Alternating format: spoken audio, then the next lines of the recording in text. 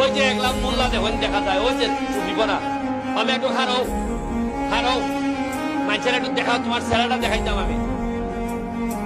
এই হুজুরের কাছে এবার বন্যার সময় মানুষের যখন আমি বললাম টেকা পাঠাও, ওরা মানুষের কেমনে পাঠাইতো দেখা। ওই হুজুরের ফোন নাম্বার দিলাম, দেয়া বললাম টেকা পাঠাও। আমি হুজুরে 20,000 টাকা দিও, আমার জানা নাই কিতা করবো না করবো। এই হুজুরের কাছে বাগ বাড়ি বাড়ি 70 লাখ টাকা গে জমা হয়েছে, একটা টাকার হেলফের হয়েছে। ইতারা কয় মানুষ এ যদি 70 লাখ ওরাই নিত, 20 লাখ ওরাইলো, আমার বোঝার কোন উপায় আছে না, টাকা ওরাই নিছে। ওই যে দেখো না আমার সাথে যারা এই জুনেদের ব্যাংক অ্যাকাউন্ট, জুনেদের বিকাশ, জুনেদের নগদ, জুনেদের আরেকটা কিতা আছে রকেট, তিনটায় মিলে মিনিমাম 20 লাখ টাকা জমা হয়েছে।